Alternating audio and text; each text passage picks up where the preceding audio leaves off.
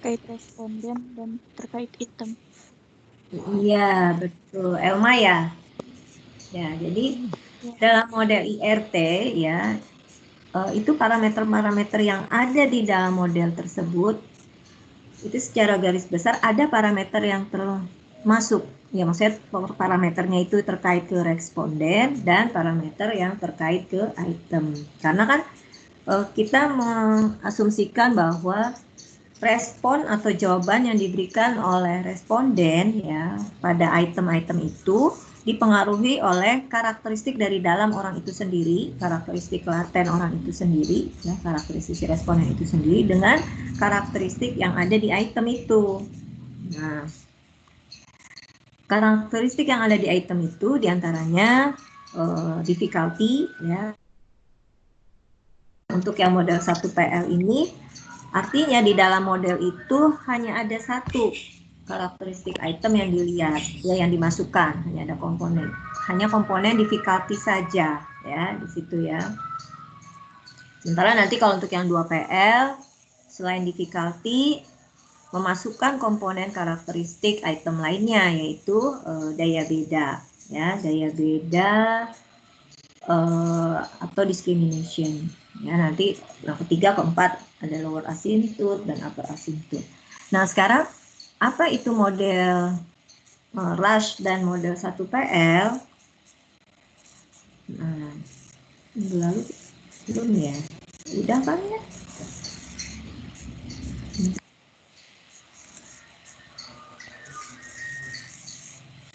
Saya ini.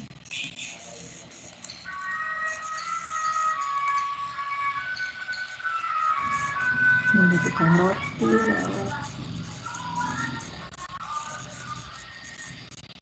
Oke, sudah terlihat ini ya? Sudah, Bu. Sudah, Bu. Oke. Oke, ini model IRT.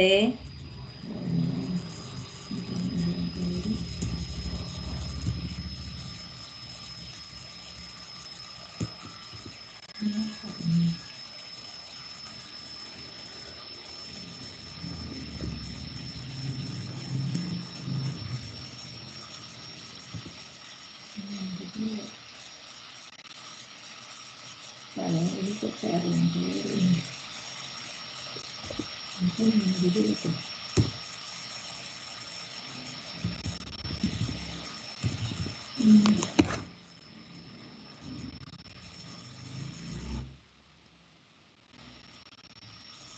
Oke, ini ya.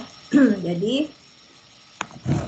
model IRT berikut, ya, kalau kita lihat ini yang dinamakan dengan model Rush, ya, Rush. Anda lihat, ini adalah bentuk persamaan ini adalah bentuk persamaan ini model logistik, ya. Nah, ini di ADK juga nanti. Kalau bentuk umumnya sih E pangkat Z per 1 plus E pangkat Z, kan, itu ada yang sudah lalu. Jadi ini merupakan model logistik. Nah, di sini kenapa dinamakan model Rush, ya?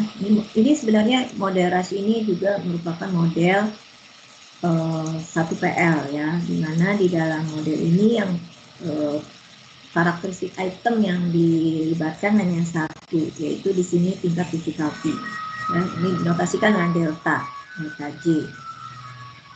Nah, ini model ini tuh menggambarkan apa sih, untuk apa, ya? Nah, ini persamaan ini atau model ini adalah untuk menentukan, ya, peluang. Misalnya saya dulu ya,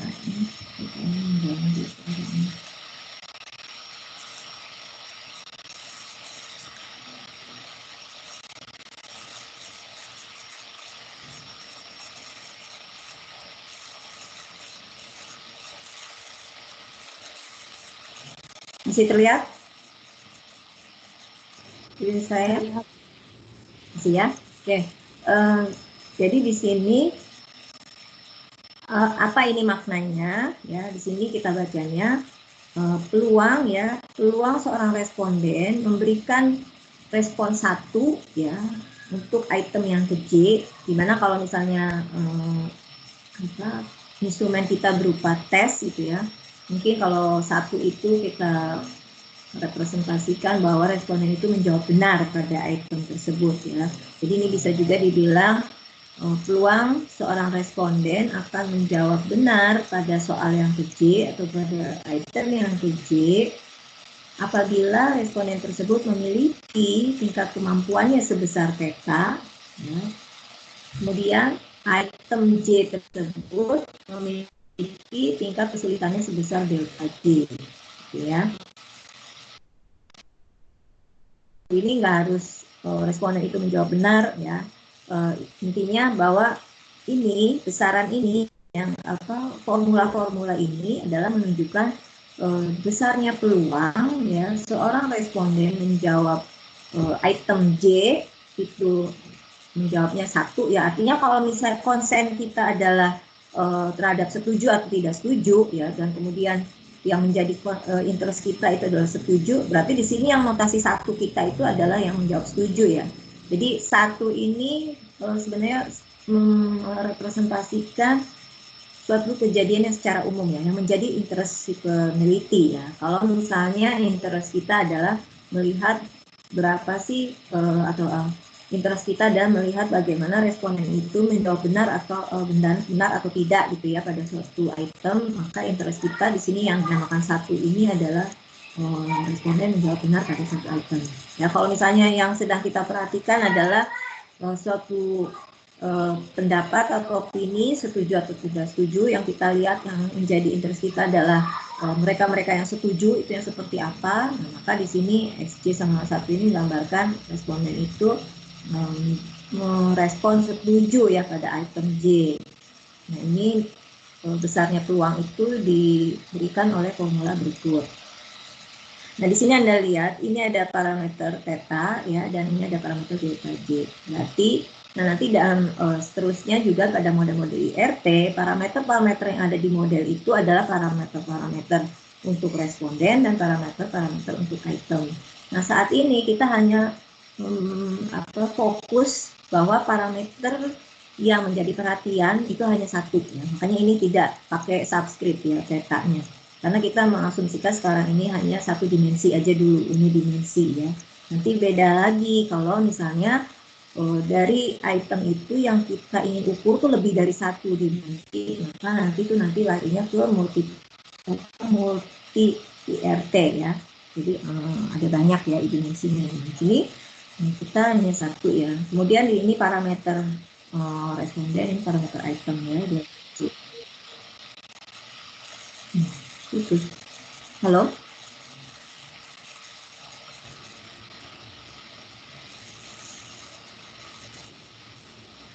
Putus ya? Enggak, Bu. Screen-nya hilang, Bu. Screen.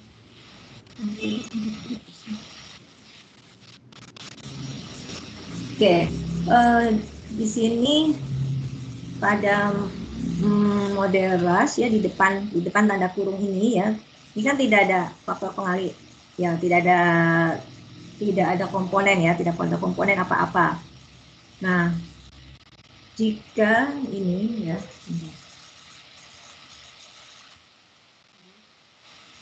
nah model IRT ya yang di dalamnya terdapat karakteristik item, ada tingkat kesulitan dan juga ada discrimination ya. Ini walaupun ada dua yang dilibatkan ya, ada 2 karakteristik item yang dilibatkan, yaitu difficulty dan discrimination.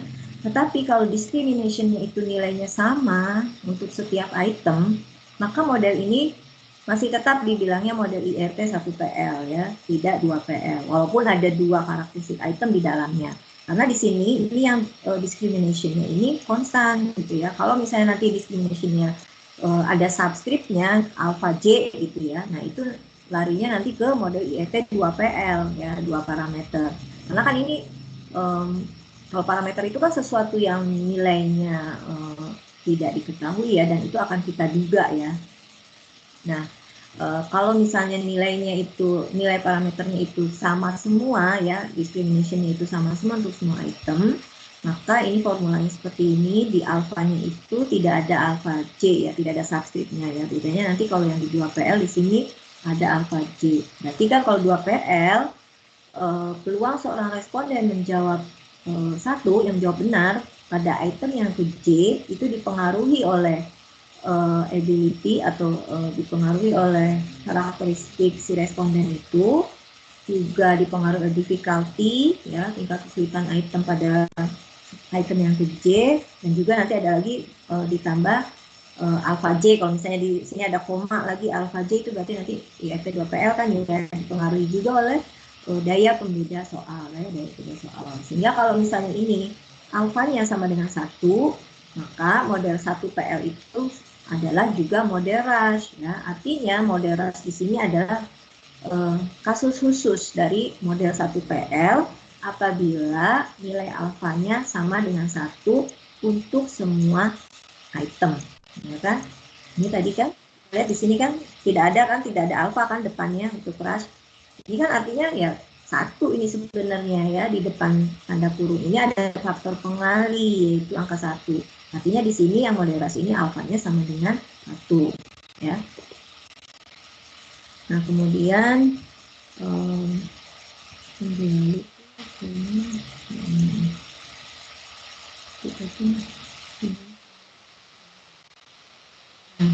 untuk ini, ya, grafiknya ini halaman 16 kalau nggak salah. Jadi kalau misalkan kita punya data, ya, punya data jawaban dari para responden gitu, ya, terus kita plot proporsi antara proporsi menjawab benar, ya, proporsi responden yang menjawab benar pada suatu item, ya, ini. Kemudian kita plot dengan lokasi responden itu, ya, ability dari si responden itu, misalnya ini ability-nya dari min 2 sampai 2 gitu, ya. Nah, kita akan plot bagaimana ini, apakah untuk tingkat ability yang semakin tinggi, maka proporsi responden untuk menjawab suatu item itu dengan benar juga apakah akan makin meningkat atau enggak, ya. Jadi ini adalah ini memandang jawaban-jawaban responden, ya, pada satu item tertentu, ya. Ini satu item tertentu. Jadi kita lihat. Nah, kita dari sekian banyak responden itu kita perhatikan, ya, apakah mereka-mereka yang memiliki tingkat kemampuan tinggi, makin tinggi itu, ya, untuk menjawab benar, ya, menjawab benar pada soal tersebut, apakah semakin besar juga atau tidak. Ya, terlihat bahwa di sini dengan semakin tingginya tingkat kemampuan si responden, ya, proporsi yang menjawab benar pada item tersebut, ya, misalkan ini item nomor 3 gitu, ya. Nah, ini semakin besar, ya. Nah, di sini untuk ke kiri, ya, semakin karena kemampuan responden ke kiri itu cenderung makin rendah, nah, maka proporsi untuk menjawab, proporsi atau banyaknya responden, ya, yang menjawab benar pada soal tersebut itu ini sedikit, ya. Di sini yang untuk kemampuan min 2 dia hanya ada 0,1, ya. Nah, ini sekitar 10% yang jawab benar pada soal tersebut. Nah, di sini yang semakin ke kanan gitu, ya, di sini nilai probability of responnya gitu, ya, peluang untuk menjawab benar itu semakin mendekati 1, ya. Nah, data yang kita punya dari amatan itu adalah yang titik-titik ini, ya, yang titik-titik. Nah, sekarang dari data yang kita punya, kita akan coba modelkan, ya. Jadi kan sebenarnya gini, ya, kita itu tujuannya itu ingin mengetahui gitu, ya, gimana sih peluang karakteristik seorang responden dalam menjawab suatu item, peluangnya itu, peluang dia menjawab benar itu seperti apa. Nah, kalau kita plot, ya, kita udah lihat gambarannya bahwa hubungan antara peluang respon gitu, ya, dengan karakteristik laten itu membentuk pola yang sigmoid, ya, yang ini artinya tidak linier, ya. Nah, terus kita akan, selain kita melihat dari polanya, ya, dari pola grafik, tentu kita juga ingin melihat hubungan tersebut dalam model, ya, karena kita ingat bahwa IRT ini adalah model base, ya, kita akan menduga parameter-parameter ya berdasarkan model. Nah, sekarang bagaimana modelnya? Nah, dari gambar ini jelas kita tidak akan memilih model regresi linier ya, karena dari gambarnya aja tidak mengindikasikan pola yang linier ya, tetapi mengindikasikan pola ogive ya, pola sigmoid ya. Sehingga di sini kita dalam IRT akan memilih model-model yang kumulatif ogive normal ya. Nah, di sini ya. Atau menggunakan model logistik ya. Jadi grafik ini kan memperlihatkan hubungan antara proporsi responden yang menjawab benar ya. Nah, kemudian di sini ya, karena bentuknya ini sigmoid ya, maka kita dalam memodelkan kita akan pilih ya model-model yang menggunakan sebaran kumulatif ya, sebaran kumulatif normal atau logistik ya. Jadi kita tidak akan pilih nih model regresi linier ya, berdasarkan ini data data amatan sampel kita ya. Begitu kita plot seperti ini ya. Nah, kalau gini nih kayaknya nggak pas kalau kita pilih modelnya model regresi linier. Model yang pas untuk merepresentasikan hubungan ini adalah model sebaran kumulatif normal atau logistik ya, tapi kita nggak akan pilih yang yang normal ya, yang kumulatif normal, karena itu relatif lebih kompleks ya. Yang akan kita pilih selanjutnya dalam pemodelan ini, dalam pemodelan respon-respon ini adalah model logistik. Nah, inilah untuk umum bentuk model logistik ini sebenarnya yang pangkat ya, ada ini kita model RT1. Nah, dari data yang tadi kita akan coba fit ya. Samanya kan kalau Anda regresi linier nih, Anda belajar regresi linier, kita punya datanya nih. Data kita data X sama data Y ya, pasangan data X sama data Y, data perubahan penjelas sama data perubahan respon. Terus kita coba fit pakai model regresi linier yang Y sama dengan beta 0 plus beta 1 X1 gitu kan. Nah, kemudian kita akan cek apakah model yang kita pilih itu sudah bagus atau belum mengefit jadi data yang kita punya itu udah cocok atau belum kalau kita fit, kalau kita modelkan dengan model yang kita pilih tadi. Nah, ukurannya kan kalau di regresi linier model yang kita pilih itu benar-benar sempurna atau fit dengan data yang kita punya, itu kan kalau data yang kita punya itu persis terletak di garis regresi kita ya. Jadi kalau garis regresi kita ya kita fit garis regresi linier gitu ya. Nah, semua titik amatan itu berada di garis itu. Itu artinya model kita itu sempurna, bisa memodelkan data yang kita punya. Tapi kan dalam kenyataannya yang seperti itu jarang sekali ya. Fitting model itu benar-benar sempurna itu jarang sekali. Nah, makanya sering ada di regresi Anda lihat koefisien determinasinya gitu kan, berapa persen sih kita bisa mengefit itu ya. Berapa persen keragaman respon yang bisa dijelaskan oleh model ya, kalau Anda ingat itu PR kuadrat. Nah, di sini kita juga akan coba dari data yang kita punya, kalau kita fit dengan model dash gitu ya. Nah, ini bentuknya ini seperti ini nih, yang titik-titik ini, yang dash ini, yang tanda putus-putus. Nah, artinya apa ini? Apakah model rush ini fit atau cocok untuk memodelkan amatan-amatan yang kita punya? Amatan-amatan yang kita punya ini yang titik-titik ini letaknya di sini, ya. Nah, terlihat bahwa untuk model rush jauh dari cocokan ya. Kalau dilihat dari sini, data yang kita punya, namanya nggak cocok nih kalau kita fit pakai model rush tadi. Lihat model rush itu adalah model yang tadi alfanya sama dengan 1 kan ya. Nah, ini nggak ada nih titik-titik yang terletak di model rush tadi. Jadi kalau misalnya kita fit data-data itu kita dengan model rush, nggak ada nih amatan yang kita amati terletak pada ini, garis yang putus-putus ini. Nah, artinya di sini kita perlu meningkatkan slope rush kita ya. Jadi ini rush ini kan lebih apa ya, kemiringannya lebih nggak terlalu curam ya. Nah, kita perlu meningkatkan kecuramannya ya, artinya dibelokin. Nah, cobalah kita fit dengan model 1PL ya, model 1PL di mana kita gunakan alfanya 1,5. Nah, yang menggunakan alfa 1,5 ini yang ini nih ya,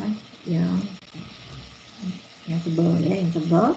Terlihat ada beberapa titik yang berada pada garis tersebut ya, bisa fit sempurna. Kemudian kalau yang alfa sama dengan 2 ya, dilihat di sini yang di atas ini yang fit ya. Artinya di sini kalau melihat seperti ini, oh berarti model kita ini cocoknya kita fit guna data kita gitu ya, maksudnya ya, data kita ini cocoknya di fit menggunakan model 1PL dengan alfanya sama dengan 2 gitu ya, maksudnya seperti itu. Tujuan kita di sini ya, di IRT kan sekali lagi, IRT itu kan sebenarnya adalah melakukan pengukuran ya, pengukuran. Kita ingin melabelkan seseorang gitu ya. Dalam hal ini misalnya kalau nilai kemampuannya responden I itu berapa, berarti tetanya itu berapa maksudnya gitu kan. Nah, terus responden yang kedua nanti tetanya berapa ya. Kan ini parameter-parameter ya. Nah, seperti di regresi kita ingin menduga parameter beta 1, parameter beta 2, parameter beta 3 gitu ya. Nah, ini juga di model IRT juga seperti itu. Kita nanti ujungnya akan menduga parameter ini. Parameter-parameter theta akan kita duga. Parameter-parameter ini item juga akan kita duga. Bagaimana ini cara mendapatkan penduga dari parameter theta dan juga penduga dari delta. Ya, nanti kita akan lihat. Nah, nanti setelah kita dapatkan penduga-penduga dari parameter-parameter itu, ya kita masukkan ke modelnya. Jadi nanti dari data yang kita punya, ya data respon jawaban-jawaban itu, kita bisa tentukan berapa peluang dia gitu menjawab benar dengan benar pada soal tersebut. Ya, jadi sama dengan regresi. Regresi juga kan kita nanti ujungnya akan menduga Y kan. Kalau misalkan X-nya segini, ya X1-nya 3, misalnya X2-nya 4, misalnya. Nanti nilai Y-nya berapa? Y dugaannya berapa? Gitu kan. Nah, untuk mendapatkan dugaan Y itu kan berarti parameter regresinya kan harus diduga dulu tuh. Parameter beta 1-nya berapa, parameter beta 2-nya berapa. Nah, kemarin kita di model ini juga udah belajar ya bagaimana mendapatkan penduga parameter itu dengan menggunakan metode tabulator terkecil. Nah, nanti juga kita ujungnya akan menduga ini nih, parameter-parameter di model logistik ini. Ya, menduga theta bagaimana, menduga delta bagaimana. Nah, kemudian,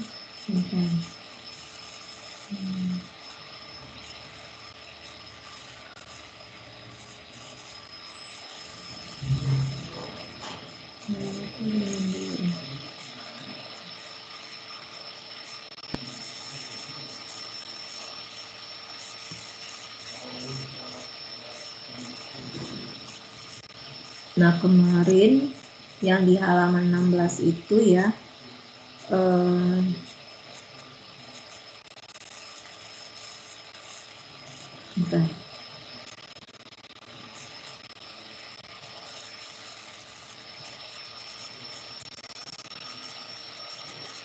ya jadi ini artinya di sini ya, yang dinamakan dengan delta ya untuk model rush ya di sini ya. For the rush model ya, item location ya, jadi delta itu disebut juga dengan lokasi item ya, item location ya, itu difficulty tadi yang saya bilang difficulty tadi itu sebenarnya lokasi item itu di mana ya. Delta ini disebut dengan point inflection ya, jadi titik perubahannya ya di mana gitu ya. Nah, jadi kemiringannya berubah tuh di mana gitu kan. Di sini kan dia berubah di sini di sekitar ini nih, ini 0,5 ya, di sini nilai peluangnya itu 0,5 ya. Nah ya, jadi for the rush model ya, item location atau delta ya, didefinisikan sebagai titik inflection ya, atau middle point-nya dari IRF. Jadi ini adalah IRF ya. IRF item response function atau disebut juga ICC item characteristic curve, ya kurva karakteristik item. Ini yang dinamakan delta itu adalah titik tengahnya ya. Jadi untuk rush ini titik tengahnya atau perubahannya itu di mana ya. Dan inflection point itu adalah titik di mana slope dari suatu fungsi ini mengubah arah ya, mengubah arahnya ya di sini. Jadi ini yang tadinya gini gitu kan, terus berubah belok di sini ya. Nah, karena model rush ini ya, IRF atau ICC pada model rush ini memiliki lower asymptote-nya 0 dan upper batas atasnya itu 1, maka ini titik tengahnya katanya ya, midpoint-nya ini terjadi di 0,5 ini di sini ya, di 0,5 ya. Artinya apa ya, titik fungsi ini artinya lokasi item ya, item location untuk model rush itu adalah suatu titik pada kontinum ya. Titik di sini yang membuat peluang respon itu 0,5. Jadi kita lihat delta itu atau location item untuk model rush itu adalah suatu titik di mana si peluang responnya itu dalam menjawab benar ya pada item tersebut adalah 0,5. Jadi di sini 0,5, dilihat infleksinya ke bawahnya di sekitar berapa. Ya, ini sekitar berapa ini kalau 0,5. Ya kalau untuk di kalau di ya komputer sih bisa kelihatan tepatnya berapa. Ya intinya yang disebut dengan delta itu pada model rush ya. Jadi kalau tadi Anda lihat di model rush itu di bagian pembilang ada theta min delta gitu ya. Delta itu apa sih? Delta itu suatu titik ya di mana peluang responden akan menjawab benar itu ada peluangnya nilainya setengah. Nah, ya, intinya ini tadi kalau Anda lihat sini ada jadi deltanya itu katanya untuk figur ya, figur 23 ini menunjukkan item locationnya di 0,37. Jadi di sini ya yang membuat peluang responnya itu sama dengan setengah ya, ini katanya di min 0,37, tepatnya di sini min 0,37 ya, deltanya jadi min 0,37 ya untuk model rush. Nah, kemudian tadi yang seperti saya bilang bahwa kalau data tersebut ya, kita fit dengan model rush ya, tadi kan nggak terlalu bagus ya karena titik-titik amatannya itu bahkan nggak ada yang terletak di kurva tadi. Maka untuk mendapatkan ya fitting yang lebih baik, to better match ya, untuk mencocokkan ya data dengan line tadi di kurva tadi, kita perlu meningkatkan slope-nya ya. Jadi kita perlu meningkatkan slope kemiringan dari si grafik rush ini ya. Makanya tadi kita naikkan ya, kita kalikan dengan suatu pengali ya. Jadi yang awalnya model rush itu seperti ini ya, theta min delta, nah kita kalikan depannya dengan suatu pengali. Ya, jadi ini ada alfa kali theta min delta. Nah, sekarang kalau misalnya kita simbolkan ya bahwa gamma itu adalah min alfa kali delta, ini gamma itu min alfa kali delta, maka untuk expression yang di pembilang tadi ya, yang di model tadi di model model 1PL itu model rush ya, kalau ini model 1PL kalau depannya kasih alfa ya, alfa yang konstan. Jadi kalau kita uraikan ini akan diperoleh seperti ini kan ya, alfa theta min a. Nah ini tadi kita misalkan hasil kali antara alfa ini simbol untuk discrimination ya, nanti untuk pembeda ya. Nah pembeda dikalikan dengan difficulty, yaitu kita notasikan dengan gamma di sini ya, minus alfa delta kita notasikan dengan gamma, sehingga ini kita kalau kita uraikan diperoleh ini. Nah kalau Anda ingat bentuk regresi linear sederhana yang beta 0 plus beta 1x gitu ya, ini mirip. Ini sebenarnya kan persamaan linear itu, seperti di model linear regression ya. Jadi ini gamma ini berperan sebagai beta 0 kalau di simple linear regression. Dan alfa ini sebagai beta satunya. Ya, theta ini sebagai x-nya kalau di regresi kan. Beta 0 plus beta 1x. Beta satunya di sini yang alfa ya. Jadi ini bayangkan ini adalah sekarang merupakan bentuk linear ya. Nah, dari persamaan tadi yang gamma itu hasil kali discrimination dengan hasil discrimination dengan difficulty ya. Ini kita bisa peroleh bahwa difficulty itu hubungannya ya gamma dibagi dengan discrimination ya. Tentunya negatifnya ya dikalikan dengan negatifnya.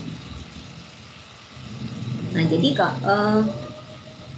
di sini gamma artinya berhubungan ya, memiliki related dengan discrimination dan difficulty ya. Tapi di sini gamma bukan merupakan item location ya. Item locationnya tetap delta. Nah, jadi lokasi itemnya sih tetap delta. Sehingga nanti kalau yang kita ketahui gamma itu kita bisa peroleh untuk nilai deltanya itu adalah seperti ini ya. Delta sama dengan min gamma dibagi dengan alpha ya. Misalkan kalau alfanya itu sama dengan 1 ya, alfanya sama dengan 1 terus gamanya ini 0,37 misalnya, berarti kita bisa dapatkan deltanya minus 0,37 ya. Ya gampang lah ya. Nah, jadi Anda lihat katanya ya, kalau kita naikkan itu nilai alfa, semakin dia berbeda ya, ini alfa 1,5 dengan alfa sama dengan 2 ya, item-item itu artinya makin bisa membedakan ya. Jadi apa sih yang disebut dengan diskriminasi ya, membeda soal, yaitu soal itu mampu membedakan karakteristik orang yang berkemampuan rendah dengan karakteristik orang yang berkemampuan tinggi. Jadi suatu item yang baik itu memang suatu item yang memiliki pembeda ya, daya beda yang tinggi ya. Jadi kalau misalnya suatu item itu daya bedanya sama aja ya, artinya item tersebut nggak bisa tidak berfungsi untuk menyeleksi ya, untuk menyeleksi mana individu yang kemampuan rendah dengan kemampuan yang tinggi. Karena ya tergantung kan tujuan dari tes itu sebenarnya untuk seleksi atau bukan gitu ya. Kalau misalnya tujuan kita untuk menyeleksi ya, untuk menyeleksi responden yang berkemampuan tinggi, ya kita perlu membuat soal yang daya bedanya itu tinggi. Jadi di sini kita lihat katanya ya, alfa sama dengan 2, ini yang almost perfectly match, yang paling fit ya. Nih, untuk alfa sama dengan 2 menurut dia ini menurut gambar ini ya, merupakan yang paling cocok untuk memodelkan data sampel yang kita punya. Ini berdasarkan data sampel di tabel ada ya, di tabel halaman berapa tuh, di sini ada tabel 2.2 kalau nggak salah di sebelumnya ya.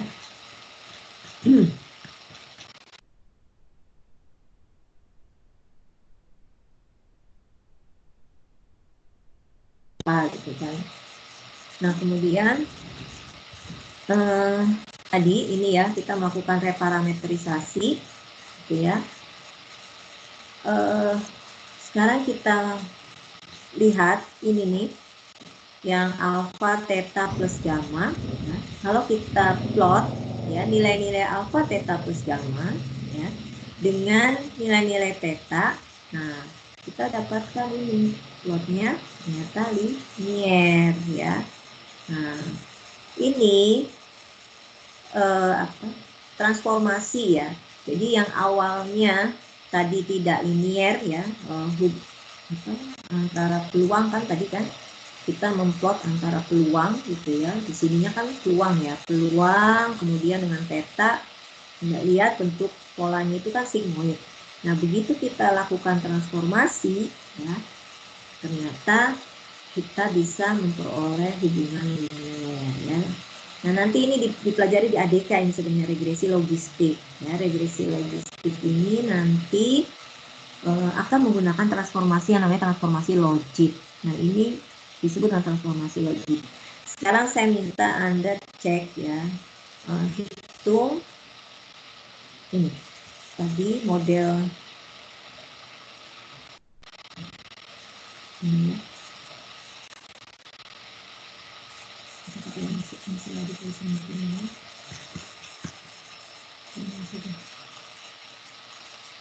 Ini ya, ini kan P ya.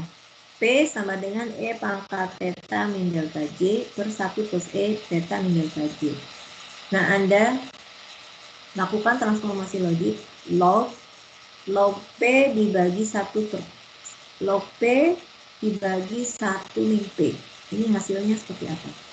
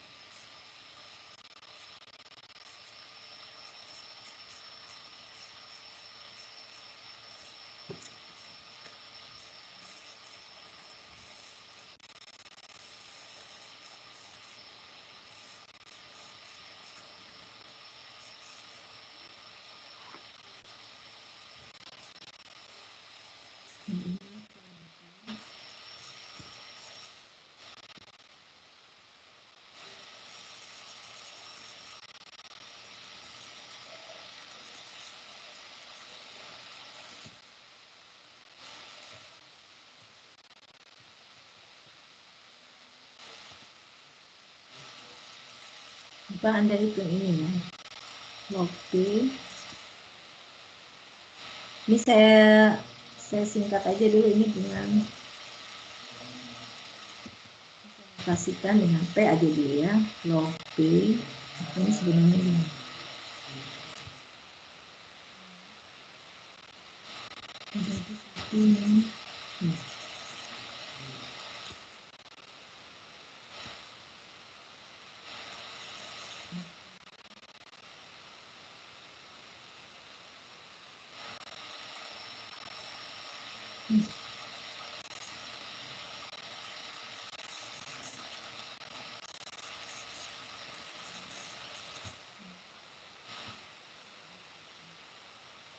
Anda hitung ini ya, log P dibagi 1 min P. Nah, hasilnya betul atau enggak? Nah, P-nya itu ini ya, ini P-nya itu adalah ini. Bentar, saya kasihkan ini. Biar nggak ribet sama ini ya, sama subscribe, anggaplah ini juga. Kita kasih subscribe ini dulu.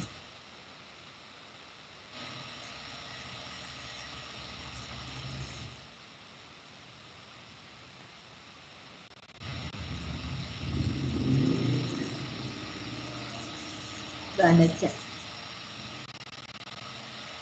Ini P-nya.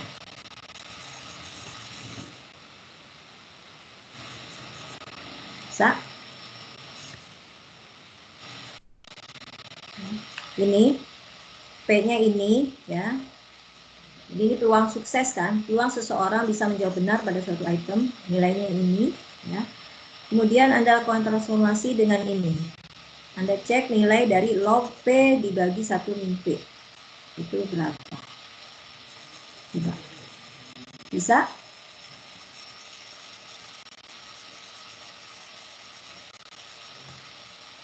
Ya tunggu ya. 5 menit.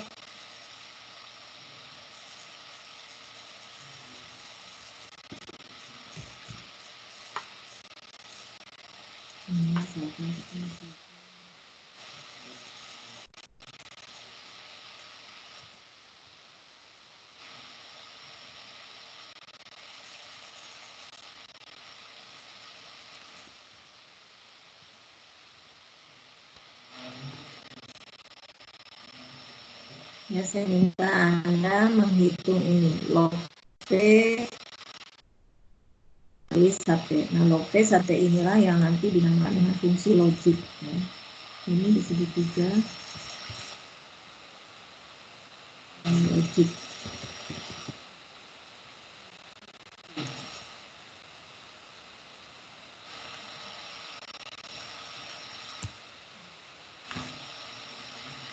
Ini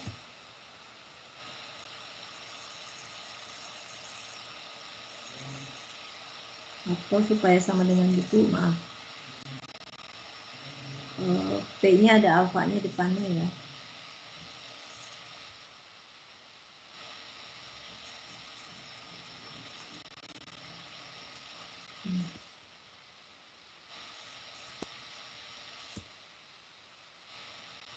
Saya hapus tuh yang tadinya. Ini P-nya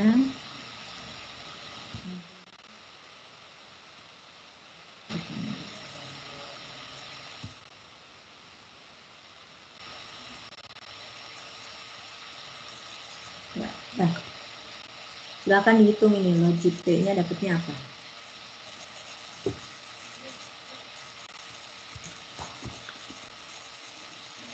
Petanya sini.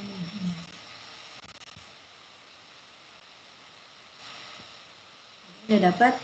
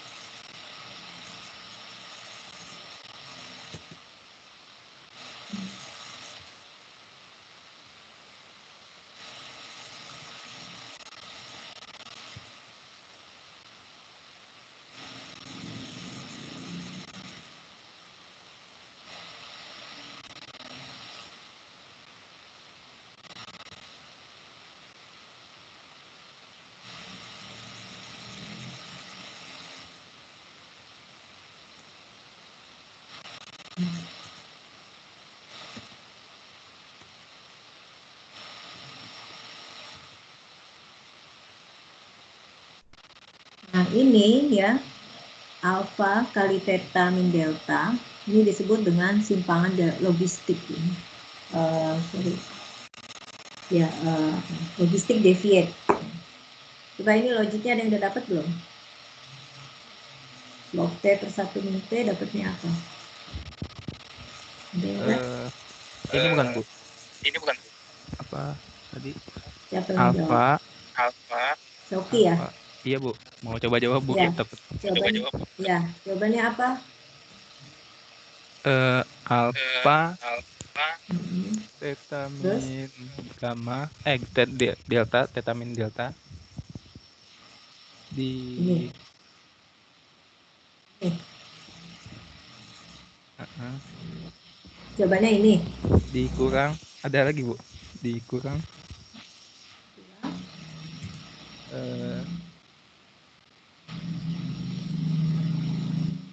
kurang kurang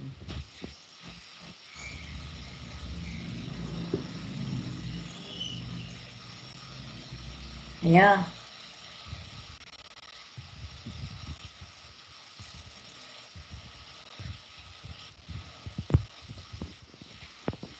dikurang ini bukan Bu? Bukan. Oh itu Kurang apa? Kurang berapa? dikurang log yang 1 plus P-nya bukan Bu? Ini. Iya. Log Kurang 1 plus P. 1 plus P bukan ya Bu? Ini. Ini. Iya betul. Ada yang Bukan. jawabannya sama atau beda nggak? Dengan Soki. Jadi logik P sama dengan alfa kali theta min delta dikurangi log 1 plus P.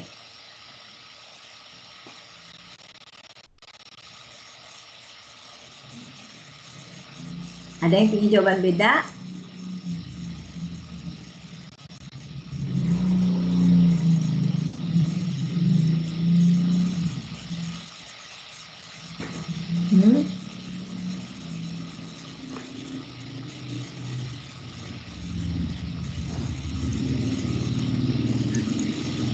Tadi di buku itu dia berhasil melinearkan kan dengan menggunakan fungsi logik. Sumbu Y-nya jadi alfa theta plus gamma. Ya, alfa theta plus gamma ini. Atau alfa theta. Nah, harusnya, ini hasilnya harusnya ini aja nih, Soki. Coba dicek lagi deh yang lain. Ini harusnya nggak ada nih. Ini. Yang ini nih nggak ada. Nanti dicek lagi ya. Yang lainnya ada nggak yang berhasil bisa dapat nilainya itu alfa kali theta min delta. Jadi ini logik itu adalah logaritma ya antara peluang sukses dibagi peluang gagal. Ini sebenarnya ini apa sih? P per 1 min P kalau diadekan ini sebenarnya odds ini.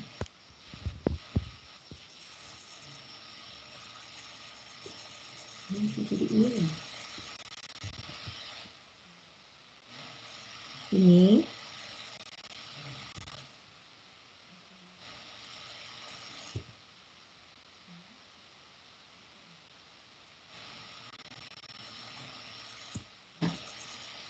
jadi inilah nanti yang akan Anda gunakan dalam model regresi logistik ya di ADK lah. Ini memang logistik. Jadi kan kalau regresi linear regresikan antara y-nya itu kan kontinu ya dengan x-nya bisa kontinu bisa numerik bisa kategorik ya bisa kontinu bisa nggak kontinu. Tapi begitu kita punya y-nya itu kategori ya kategorinya biner gitu kan kita memodelkan hubungan antara peluang ini ya peluang tadi yang biner tadi dengan x-nya itu seperti apa. Nah, ini nanti pakai ini kalau misalnya Anda kenal itu namanya analisis regresi logistik. Ini modelnya seperti ini. Jadi menghubungkan ini sebenarnya menghubungkan logik dari peluang sukses ya logik P dengan perubahan penjelasnya ya. Nah, di sini sih kita ya kalau di regresi nanti di sini beta 0 plus di sini tetanya itu apa sebagai x ya. Ini yang alfa sebagai beta 1. Ya, penjelasannya di sini dalam hal ini adalah theta ya. Theta itu tadi apa kalau di regresi ya x-nya lah ya, x-nya terus ini alfa ini slope-nya beta 1-nya. Jadi ini fungsi logik ya. Fungsi logik itu log P dibagi 1 min P. Peluang sukses dibagi peluang gagal ya log. Nah, ada cek ini harusnya hasilnya seperti ini. Sekarang kalau kita lihat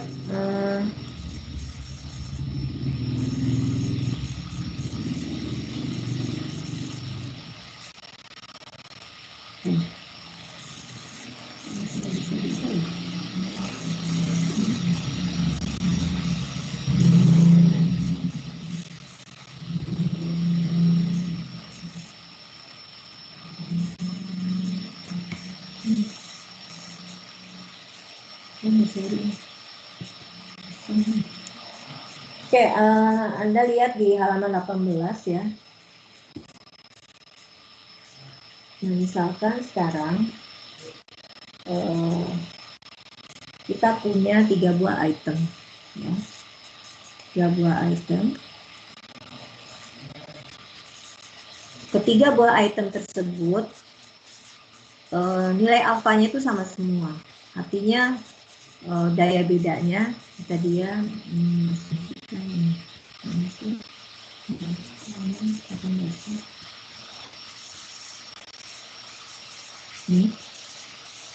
dan tadi ya dari bahwa grafik antara fungsi logik ya dengan logik dengan nilai-nilai T ini sudah linear ya. Kemudian kita akan coba lihat ya kalau seseorang ya dengan nilai petanya sama dengan ya, kemudian diberikan soal tiga buah soal ya, soal nomor 1 sama nomor 2 sama nomor 3. Tingkat kesulitan soal itu persis sama dengan lokasi orang tersebut. Ini ya. Jadi ini deltanya, delta 1, delta 2, delta 3 itu sama dengan 0 dan lokasi orang tersebut tetanya juga sama dengan 0. Kemudian soal nomor 1, soal nomor 2, nomor 3 bedanya alfanya adalah ini. Untuk alfa soal nomor 1 nilainya 0 ya. Terus nomor 1 alfanya itu 1 ya. Terus yang nomor 2 ini 2. Ini kita dengan kemudian bukan theta ya, bukan A, tapi ini delta, maaf. Jadi suatu instrumen ya yang terdiri dari 3 item ya, 3 item di mana keseluruhan item tersebut lokasinya di 0, artinya lokasi tadi tingkat kesulitannya semuanya di 0, delta 1 delta 2 jadi sama dengan 0 ya. Nah, ya tanya untuk soal nomor 1 nilai alfanya itu 0, soal nomor 2 1, soal nomor 3 ini 2. Nah, sekarang ada 2 responden nih, responden A dan responden B ya. Responden A lokasinya itu di min 1, kemampuan dia di min 1, theta A sama dengan min 1, kemudian theta B sama dengan 1.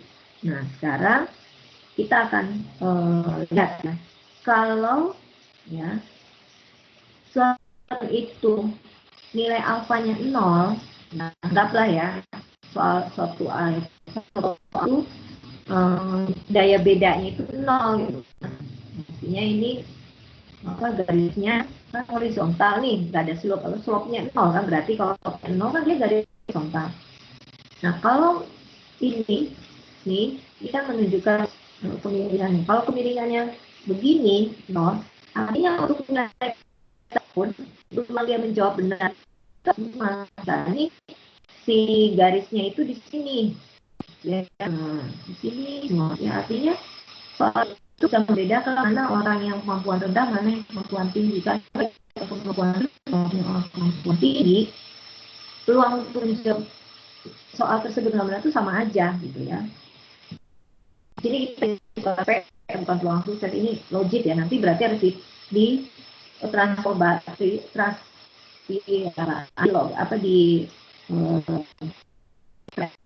untuk cari nilai P-nya ya kita lakukan back transform. Tadi kan yang di sini D itu adalah log P dibagi 1 min P. Nah, kalau kita mencari nilai P-nya tinggal di nanti log saja ya.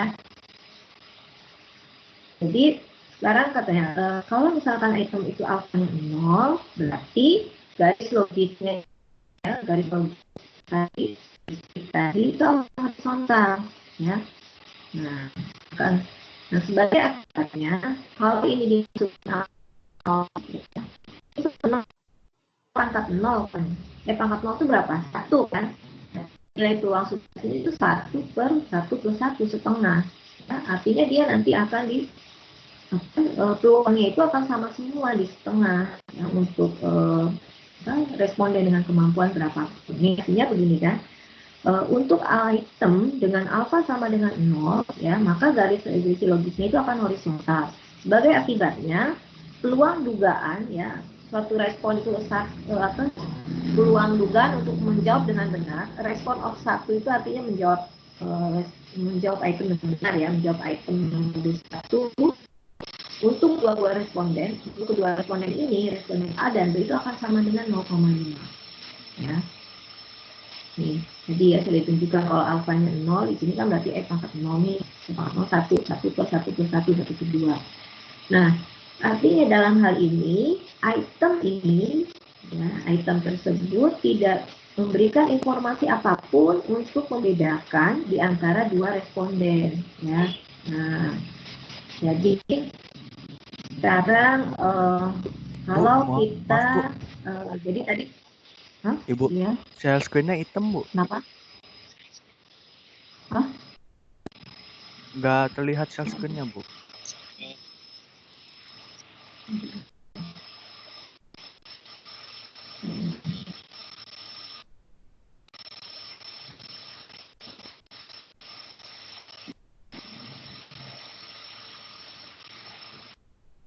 Udah? Ya. Nah, kemudian sekarang kalau misalkan saya punya soal, ya, kita coba suatu soal dengan daya pembedanya adalah 1, ya. Alfa sama dengan 1. Jadi ini masukin, ya, berapa nilai peluangnya. Ya. Kalau alfanya sama dengan 1, kemudian sekarang untuk isi 2A-nya nilainya tadi 1. Ya. Kemudian misalnya ini soal nomor 2, deltanya tetap 0, ya. Nah, dimasukkan nilainya berapa. Ternyata untuk item yang kedua, si A, peluang untuk menjawab benarnya itu adalah 0,2689. Sementara untuk yang B, ya, dia akan menjawab benar pada item yang nomor 2 adalah 0,7311. Nah, terlihat di sini bahwa Ibu, adanya Ibu. Ya, Maaf Bu, ya, share screen-nya masih nggak terlihat.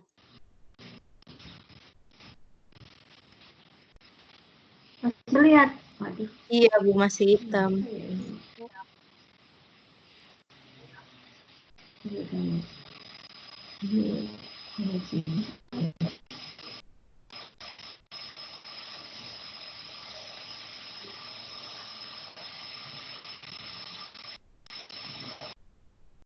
Jadi, udah kelihatan belum sekarang?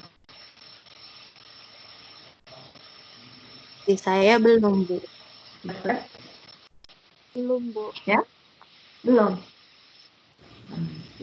Di saya juga belum, Bu.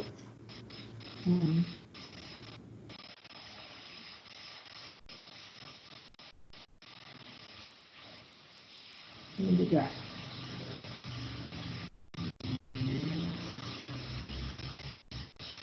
Ini tulisannya.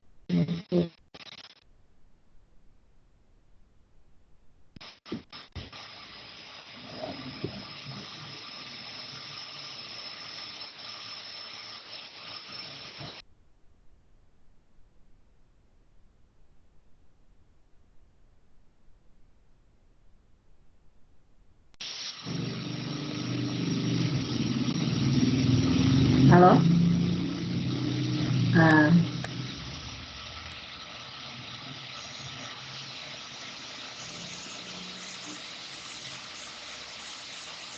Sekarang sudah terlihat atau belum? Belum Bu. Udah, Bu. Belum juga. Oke. Oke, mudah-mudahan. Nah, ini ya. Sudah terlihat semua ya, mudah-mudahan ya. Oke, saya ulang ya. Ini jadi di halaman 18 itu menjelaskan bahwa ada dua orang responden A dan responden B. Ya. Nah, kedua responden tersebut diberikan suatu soal. Ya, soal itu terdiri dari 3 item. Ya, ada 3 butir. Nah, responden A itu memiliki kemampuan atau memiliki lokasi di min 1. Responden B, ya, ini memiliki lokasi di plus 1. Kemudian soal nomor 1, soal nomor 2, soal nomor 3 itu lokasinya sama semua di 0. Ya, tingkat kesulitannya sama semua ya. Location-nya di 0. Nah, sekarang kita akan coba fitting ya. Bagaimana sih nilai peluang bagaimana sih peluang si A, responden A dalam menjawab soal nomor 1 dengan benar ya dibandingkan dengan peluang si B dalam menjawab soal nomor 1 dengan benar. Nah, tentu ini kita lihat juga karakteristiknya. Di sini diberikan bahwa karakteristik, kita akan coba tentukan nilai peluang-peluang tersebut ya, dengan menggunakan, kita coba untuk nilai alfa yang berbeda-beda ya. Kita coba kalau alfanya sama dengan 0 bagaimana, kalau alfanya sama dengan 1 bagaimana, kalau alfanya sama dengan 2 bagaimana ya. Nah, ini untuk soal nomor 1, alfanya itu sama dengan 0. Ya, jadi ini untuk item nomor 1 alfanya 0, delta satunya juga 0. Ya, artinya daya bedanya itu 0, tingkat kesulitannya juga 0 ya. Kemudian soal nomor 2 ya, locationnya di 0 ya, delta 2-nya di 0, alfanya di 1 ya. Soal nomor 3, daya bedanya sama dengan 2 ya, alfanya sama dengan 2, sementara tingkat kesulitannya sama dengan 0 ya, delta 3 sama dengan 0. Nah, sekarang kita cek untuk soal nomor 1. Untuk soal nomor 1 itu kan alfanya 0 ya, alfanya 0, deltanya juga 0 ya. Kalau kita akan menentukan peluang tersebut dengan menggunakan model ini ya, model 1PL, kita masukkan kan nilai untuk soal nomor 1 alfa 0, delta 0 kan berarti di sini E pangkat 0 kan, E pangkat 0 kan 1 ya, artinya di sini 1 per 1 plus 1 setengah kan, artinya setengah. Nah, artinya di sini baik itu responden, untuk sekarang kita cek untuk responden A dulu ya. Responden A nih, tadi kan nilai location-nya di min 1, berarti di sini tetanya min 1 dikurangi 0 nih, alfanya 0 ya nggak masalah ya, karena ininya 0 berarti nilai di sini kan 0 ya, untuk nilai teta berapapun jadi akan 0, jadi setengah. Begitu juga kalau kita pakai yang responden B, itu juga nilainya juga akan setengah juga. Artinya baik itu responden A maupun responden B, itu peluang untuk menjawab dengan benar soal nomor 1 itu sama, itu nilainya setengah. Dalam hal ini kita nggak bisa membedakan dong ya, kemampuan si A sama si B itu sebenarnya mana yang kemampuannya lebih baik ya, yang memiliki ibaratnya nilai nilai tetanya lebih tinggi, itu kita nggak terlihat, karena kedua-duanya sama-sama bisa peluang menjawab benar di soal nomor 1 itu sama aja, setengah. Sekarang kita lihat soal nomor 2. Soal nomor 2 ya, tingkat kesulitannya itu ya, delta 2-nya itu 0 ya. Kemudian daya bedanya itu 1. Ya. Sekarang kita masukkan bagaimana untuk responden A nih, peluang untuk menjawab dengan benar soal nomor 2 itu berapa? Kita masukkan theta sama dengan min 1 ya, untuk soal nomor 2 ya, min 1 dikurangi deltanya kan tadi untuk soal nomor 2 0, berarti min 1 dikurangi 0, alfanya berapa? Alfanya kan 1 ya untuk soal nomor 2. Nah, ini dihitung berapa peluangnya, nanti Anda cek ya. Ternyata katanya untuk si A dalam menjawab soal nomor 2 peluang menjawab benar itu 0,2689. Nah, untuk yang si B bagaimana peluang menjawab benar soal nomor 2 itu? Nah, si B tetanya itu kan 1, berarti kan nih si B itu kemampuannya lebih tinggi kan daripada si A ya, karena kan dia di kanan ini nilainya, ini 1. Masukkan nilai teta sama dengan 1, kemudian tadi soal nomor 2 deltanya kan sama ya, 0, jadi 1 nih 0, alfanya berapa? Nomor 2, alfanya 1, nah ini Anda hitung, dapat nilainya 0,7311. Nah, di sini Anda lihat bahwa responden A dan responden B dalam menjawab soal nomor 2 yang memiliki peluang untuk menjawab dengan benar yang lebih tinggi itu adalah si B, karena ini kan peluangnya dia 0,73 ya, sementara si A hanya 0,2689. Kalau dilihat ini make sense ya, karena tadi kan si B kemampuannya lebih tinggi kan, kemampuannya dia 1. Nah, dan juga berarti soal itu bagus, bisa membedakan kan, ada daya bedanya tadi, daya bedanya 1 ya. Kalau ini kan tadi nggak ada daya bedanya ya. Ini ya, walaupun tadi ya, semakin besar daya beda berarti kan kita semakin bisa membedakan antara responden ya. Nah, di sini artinya kata dia di sini, therefore alpha item ini, item yang alfa ini memungkinkan kita untuk bisa membedakan dua responden tersebut ya. Jadi dengan alfa ini kita bisa ibaratnya menyeleksi lah ya, untuk membedakan responden yang kemampuan rendah maupun tinggi. Nah, begitu juga kalau untuk soal yang nomor 3. Soal nomor 3 alfanya itu kan 2 ya. Alfanya 2. Kita masukkan lagi si A berapa peluang menjawab benarnya. Si A tadi min 1 tetanya, masukkan ini min 1, tetanya kan 0. Alfanya 2. Nah, Anda lihat, that is for this item. Nah, item 3 ini jauh lebih kecil lagi, 0,1192 si A, si B 0,8808 ya. Nah, artinya apa nih? Soal nomor 3, nah semakin bisa membedakan lagi kan antara responden A dengan responden B. Ya ini kecil kan, si A peluang untuk menjawab dengan benar soal nomor 3 itu kecil ya, di sini 0,1190, si B ini hampir mendekati 1.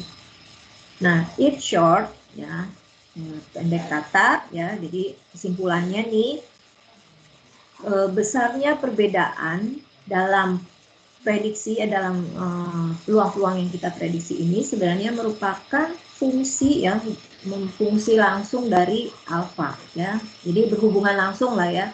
Jadi nilai-nilai dugaan untuk peluang ya, peluang untuk menjawab benar itu sebenarnya berhubungan langsung dengan nilai alfa ya. Semakin besar nilai alfa di sini ya, semakin besar nilai alfa, artinya dengan semakin curamnya regresi garis regresi logit ya, maka akan semakin baik kita dalam membedakan di antara responden yang lokasinya berbeda-beda pada suatu skala kontinum ya, dibandingkan dengan item yang ini alfanya lebih kecil. Jadi ya, semakin besar alfa semakin bagus kita dalam membedakan ya antara responden yang satu dengan yang lain ya, dibandingkan dengan alfa yang lebih kecil. Oke ya, saya rasa sampai sini bisa dipahami lah ya pengertian ini alfa tadi. Nah, kemudian ini ini sebenarnya penjelasan secara konsep antara model one parameter dengan rush ya. Ya tadi kalau ada juga suatu buku ya, yang kalau tadi kan di sini di buku Ayala ya, model 1PL itu adalah model yang alfanya itu adalah konstan ya. Jadi untuk di depannya tanda kurung tadi ada alfa ya, ada alfa kan di sini nih, tapi alfanya nggak ada subscriptnya ya. Ini disebut dengan model 1PL ya. Di buku lain model 1PL itu dengan model rush bentuknya sama, jadi nggak ada alfanya di depan ya. Jadi nanti jangan bingung ya kalau misalnya ngebaca buku Hambleton, kok kalau lihat buku Hambleton model yang dinamakan model 1PL kok nggak ada alfa ya di depannya gitu kan. Di Hambleton model 1PL dengan model rush itu bentuknya sama, ini tanpa alfa semua. Nah kalau di Ayala dia membedakan, jadi sebenarnya sih prinsipnya sama aja lah ya. Toh di Ayala pun yang disebut model 1PL itu adalah untuk yang alfanya sama semua kan, nilai konstan. Sebenarnya kalau nilai alfanya konstan semua ya kita hanya tergantung ke ini aja, ke satu parameter difficulty aja gitu ya. Itu hanya dari perbedaan literatur yang digunakan ya, akibatnya ya bentuk modelnya juga berbeda-beda. Nah itu sini nih yang seperti sudah saya jelaskan bahwa model 1PL walaupun sama dengan model rush itu bentuk matematisnya secara bentuk itu sama, tapi secara filosofi ini berbeda.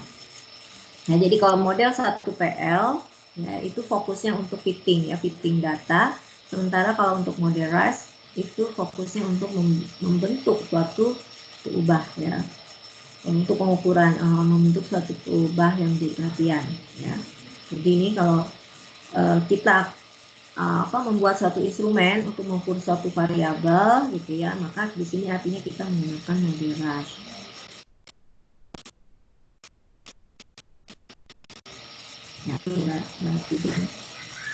Nah, di sini kata dia di Ayala ya, we use the general term 1PL. Ya, jadi di Ayala ini 1PL itu digunakan secara umum untuk merefer alfa sama dengan 1 ya, dan juga untuk alfa yang konstan semuanya ya.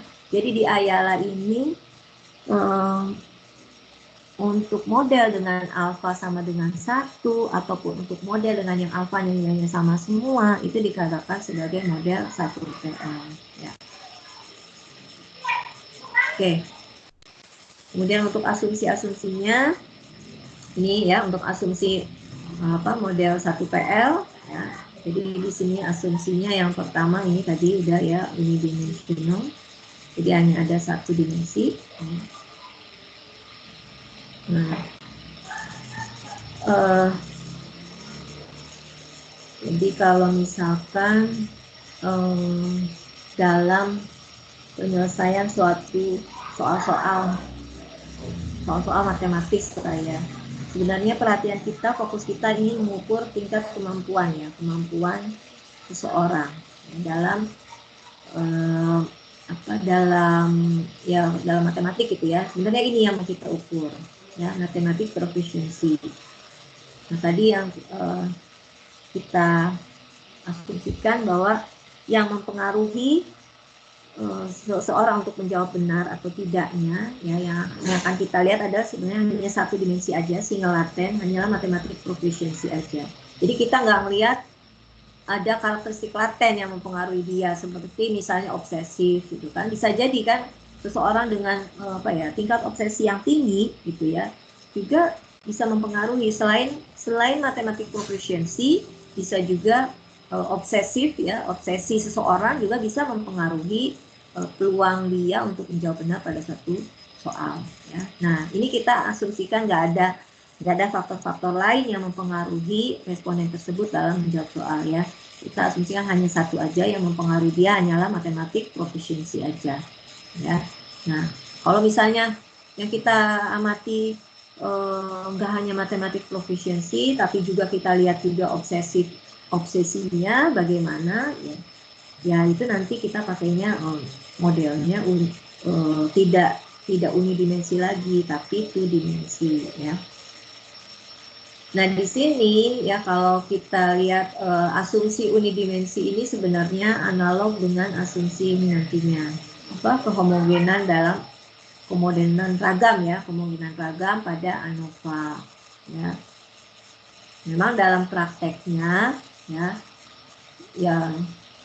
sangat mungkin gitu ya terjadi ini asumsi unidimensi itu tidak terpenuhi. Jadi untuk asumsi model IRT 1PL tadi kan kita asumsinya bahwa hanya ada satu karakteristik laten aja kan. Nah, dalam prakteknya ya seringkali asumsi satu dimensi itu tidak terpenuhi. Sebenarnya mempengaruhi dia menjawab benar itu ada faktor-faktor lain, tapi itu kata dia ya penyimpangan asumsinya itu tidak terlalu problematik ya, asalkan tidak terlalu ini banget ya, penyimpangannya nggak terlalu parah banget gitu ya. Ya, mungkin pengaruh obsesinya mungkin cuma sedikit, itu masih oke-oke aja kita fitting pakai model 1PL. Sama dengan di ANOVA gitu kan. ANOVA kan syaratnya harus ada asumsi kehomogenan ragam.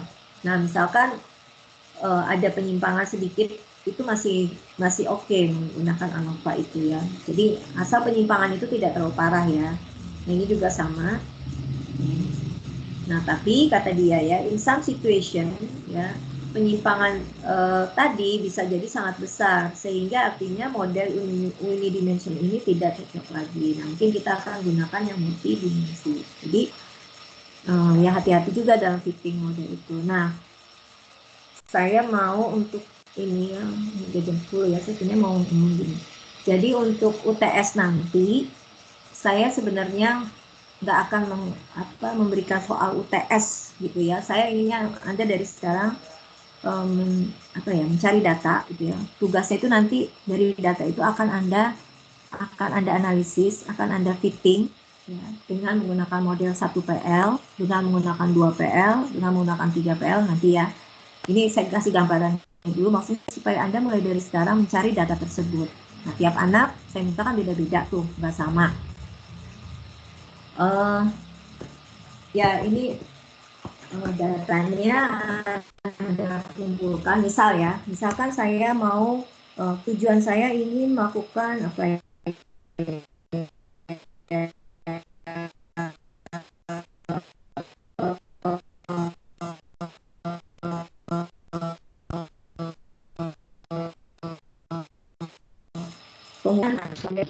itu tujuan Anda seperti itu, mau mengukur ya. Jadi kan Anda ingin melabelkan tingkat kedisiplinan setiap siswa, ya, setiap mahasiswa. Nah itu bagaimana kalau mengukur tingkat kedisiplinan itu seperti apa sih? Berarti kan di situ Anda harus membuat instrumen kan, harus ada indikator-indikatornya. Anda harus buat ya soal-soal lah ya, item-item tersebut. Nah nanti item-item itu ya Anda sebar. Sebar secara online lah ya, saya maunya gitu. Jadi sekarang Anda sudah memplanning gitu kan, coba ngumpulin datanya. Anda mau mikirin mau ngapain gitu ya, apa yang akan Anda ukur ya, terus objeknya apa. Nah buatlah indikatornya paling tidak minimal 8 ya. Jadi untuk mengukur satu perubahan laten itu ada rule of thumb-nya ya.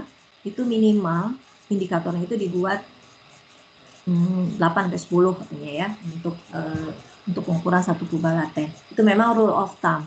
Bisa juga sih indikatornya cuma satu, tapi itu memang benar-benar instrumen yang sudah teruji banget keandalannya ya. Jadi kalau memang instrumen itu memang bagus banget mengukur perubahan laten, kan belum tentu kan indikator yang kita buat itu mengukur apa sebenarnya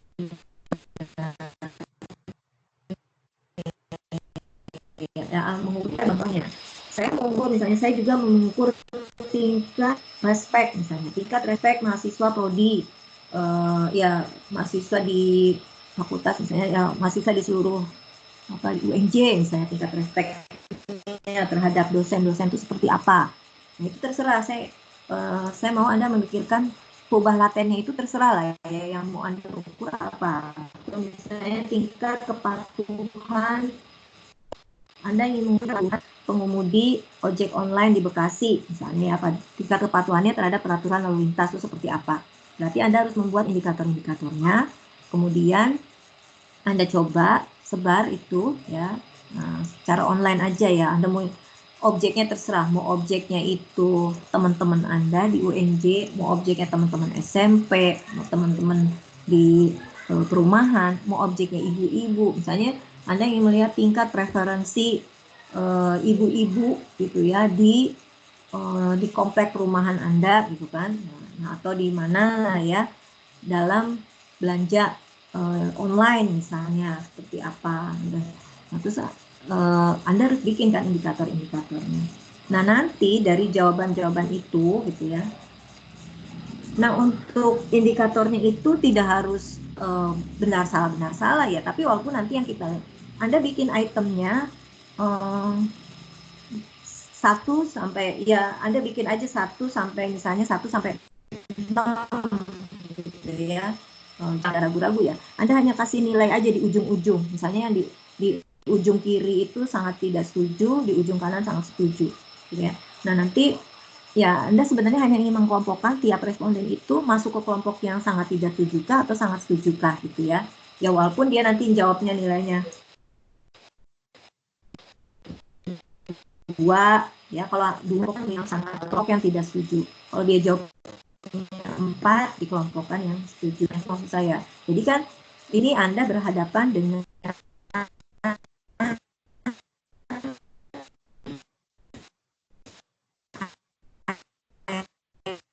item-item model IRT 1 PL, 2 PL, 3 PL. Nanti dalam grup R ya, Anda akan cek bahwa untuk kasus Anda ini mana yang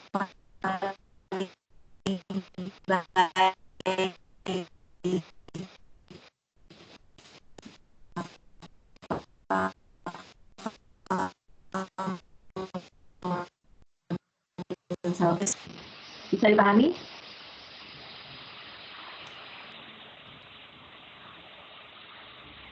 Halo?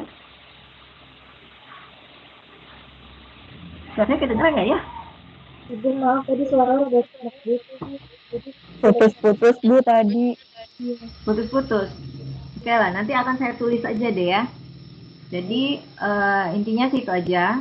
Ini buat UTS nanti ya. Ini kan masih UTS berapa kali pertemuan lagi nih? 5, 6. Sekarang cuma 5 kan ya? 6, 7, 8 kan? Masih 3 minggu lagi ya. Saya minta sih Anda udah bisa ngumpulin data dari sekarang. Ya supaya kecil-kecilan lah ya. Nanti dari data itu saya minta analisis. Atau bisa juga kalau Anda misalnya punya kenalan gitu kan, guru atau misalnya ya siapalah ya pengajar, dia punya soal-soal ya soal-soal dan jawaban yang dari siswa-siswa gitu kan, kemudian nilai apa misalnya kan tadi soal itu terdiri dari 10 soal 10 item gitu kan, terus anak nomor 1 jawabnya benar atau salah gitu kan, jadi nanti kode 1010 itu juga boleh dipakai ya. Atau bisa juga tadi Anda merancang itu, ya maksudnya nggak harus penelitian itu apa pengukuran probabilitasnya tidak harus kemampuan akademis ya, bisa juga karakteristik laten yang lainnya. Tapi Anda harus membuat indikator-indikatornya gitu. Nah, kalau ingin mengukur kemampuan berbahasa Inggris siswa-siswa, berarti kan harus ada soal tuh ya. Nah, boleh Anda misalnya kerjasama dengan guru bahasa Inggris. Ada nggak ini hasil ujian bahasa Inggrisnya siswa-siswa itu, minta jawaban-jawabannya. Nah, saya mau seperti itu. Itu buat UTS ya, makanya saya minta datanya itu dari sekarang kumpulin. Jadi saya nggak untuk UTS itu nggak ngerjain soal-soal. Saya maunya nanti nyelesain kasus dan kasusnya itu datanya saya minta data real itu tadi hasil survei Anda ya. Bisa dipahami? Insya Allah bisa, Bu. Saya Oke, jadi mulai mau ngapain, terus pertanyaan-pertanyaannya mau apa. Oke lah bikin kalau masih banyak ya, sekitar mulailah 5 kali ya. Ya kalau 5 mungkin terlalu sedikit ya. Memang rule of thumb-nya itu 8 guys. Ya 8 sampai 10. Kalau misalnya emang sulit ya bolehlah saya turunin ya, minimal 6 ya, minimal 6 indikator. Udah ya, sudah lewat dari jam 10. Jadi siap-siap deh sekarang untuk UTS-nya, datanya mulai mengumpulkan. Ya, tadi apa yang akan Anda ukur, gitu ya, karakteristik latennya. Kemudian pikirkan respondennya, ya, pikirkan juga indikator-indikatornya. Dan respondennya saya minta jangan sedikit ya. Kalau cuma 10 orang sih ngapain? Ya. Ini IRT itu sebenarnya responden itu harus besar loh ya. Ini malah kalau lihat dari contoh-contoh kasus itu ribuan ini listnya ya. Ya, Anda sanggup nggak kalau 100? Coba aja dulu ya. Jelas respondennya jangan sedikit lah, jangan 10, jangan 20 ya.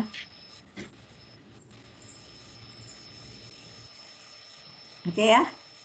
Kalau tidak ada pertanyaan, ini kok suaranya nggak pada kedengeran sih, tapi kelihatan kayak Oki ini kayaknya ngomong. Oki itu ngomong apa enggak sih? Iya, Bu. Suaranya tapi nggak kedengeran. Oke ya, saya akhiri kuliah hari ini ya. Jika tidak ada yang ditanyakan lagi, nanti bisa lewat WA lah ya di ininya lagi, dilanjut lagi kalau ada yang tanyakan. Ya, terima kasih atas perhatiannya. Saya akhiri kuliah hari ini. Assalamualaikum warahmatullahi wabarakatuh.